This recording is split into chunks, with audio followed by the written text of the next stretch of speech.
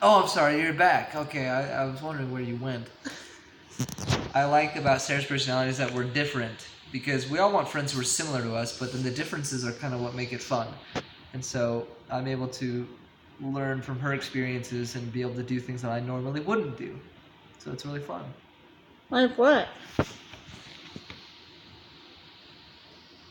Like, take so many pictures or uh, make shrinky dinks, even though I like doing crafts and art and stuff, but she gives me opportunity to.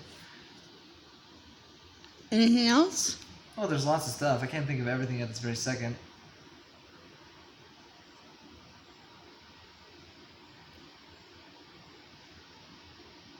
Anything else from you?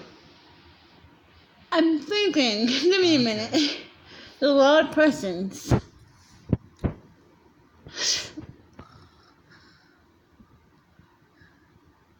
Do you think of Sarah as family? Yes, of course. I do. I think that's a good. It's a good way to see people in life. Is that we're all brothers and sisters. But the sad thing is that at least for now, we're not going to be able to get to know everybody like brothers and sisters, right? Eventually, we will. When we go back to heaven. But for now, there's only a select few, the special ones that really get to as that close. Our family, and then the friends that become family. What do you notice about Sarah the most, physically? Her crazy hair. I notice her hair. I always comment that it looks red. Because it does, because she dyed it red. Anything Sometimes it's else? curly and sometimes she has flowers in it. She always wears flowers, so that usually is it. Anything else? No. What about emotionally? What about emotionally? What do you notice about her? That she's very mature. She'll surprise you. And I think that comes with learning that just because she has a syndrome doesn't mean that she's different on the inside, even if she might look different. So that's also another thing I've been learning. How does how does Sarah's friendship with you impact you on other friendships who have disabilities? Why are we talking in third person here? It doesn't any of you. You're not. I mean, you're not Sarah. You're a camera. I think with all my friendships, and so including Sarah's, is the stuff that I learned there. I try to apply in my life with everybody. So it's the listening skills and the be able to understand, but also set boundaries. Because I feel like that comes with communication, because there's a balance that you have to have with everybody. So the more I learn that with Sarah, the more that I can also apply that with other people too. Oh, I see. Good. I'm glad you see. Okay, next question. What would you want to do with Sarah but you haven't done yet? Go skydiving. Realistically, You don't think Sarah could go skydiving? possibly, but I think it'd be fun. It would be expensive, so that'd probably be the only thing. No. and we could die. Nah. You wouldn't die. Sarah would. You're not Sarah, are you? Sarah would die. Sarah would die. No. But I mean, hey, you asked me what I would want to do. I think building a castle, like a miniature castle, that'd be fun. Out of sticks? Yeah. Okay, good to know. What would you not want to do with Sarah? Skydive and have it go wrong? Anything else? No. What was your most favorite adventure with Sarah? Thought you already asked me that. I asked you the craziest, but I didn't ask you the favorite. What your favorite was. Uh,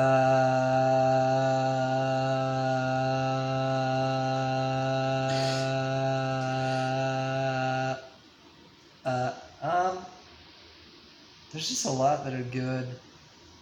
I really liked when we went to the Mexican store. So I got to use my Spanish a little bit and show her around and teach her some stuff that I learned on my mission. Uh, so that was kind of fun. And then, oh yeah, and then we came back to her place and made shrinky dinks and ate Mexican buns and watched a movie. So I think that was one of the favorites. Ah. But also doing baptisms for the dead in the temple was really good. That's not really a crazy adventure, but it's pretty normal. But it was really Yeah. good. Really good.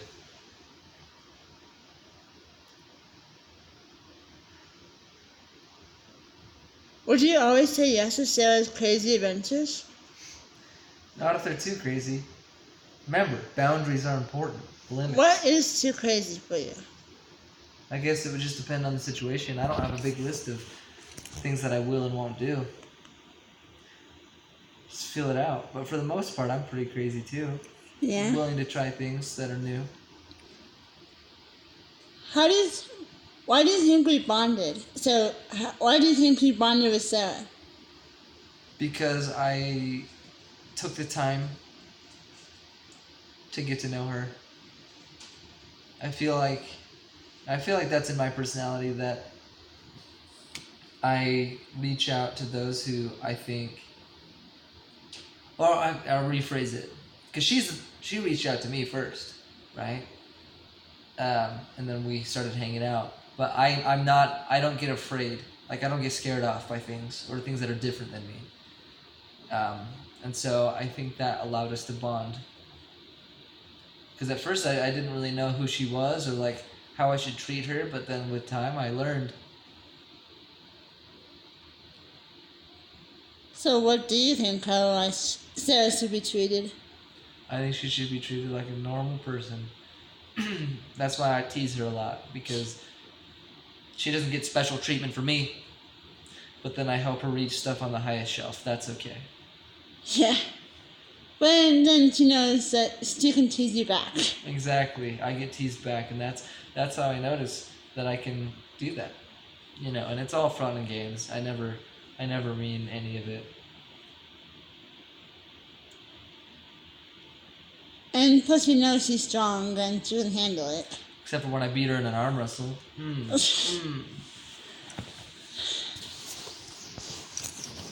So, what do you think Sarah's greatest challenge is? Challenge? I don't know. It's up to her. What do you think, though?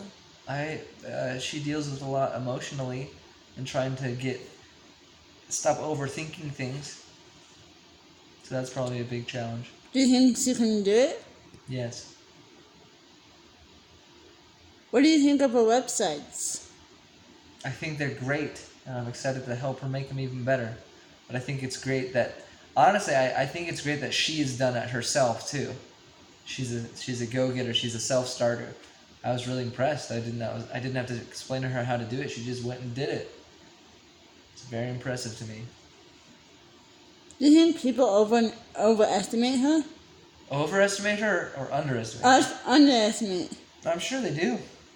But they just don't have, didn't take the time to get to know her yet. Because if they take the time to get to know her, then they won't underestimate her. What did you think when you first met her? I thought she was a really fun girl.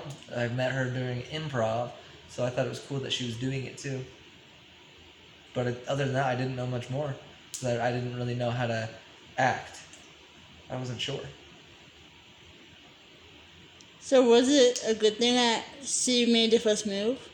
Probably, yeah. I don't know if I wouldn't have thought to, because I don't usually see her. I only saw her one time, so. Do you think this friendship will grow more over the years? Yeah, it's like when you put a bean inside of a bag that has a wet paper towel in it, it'll start to sprout and grow and grow. So yes. Okay, I think. Do you have any more questions? I haven't asked any questions. I know. Did you say, do I have any or do I want any? Do you have any? I don't have any more questions, no. Okay.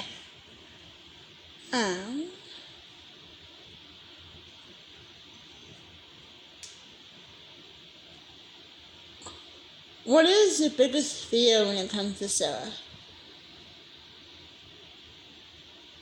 That she'll fall down the stairs. So I hope it doesn't happen. Is that your biggest fear? I don't really have fears with her. I fear that she'll give up on herself, but I don't think she will. Do you think you need her in your life? I think sometimes we don't realize that we need things until later on. And so sometimes God brings things into our lives, and at first we just take them for granted, but then we realize, you know what, I needed that. So yeah, I think I need her. Do you think she'll get you to dance again? Say that again. Do you think she'll get you to dance again? I mean, I'll dance again. I'm just not the best or most eager to. Do you think she'll motivate you to dance? I guess we'll have to find out.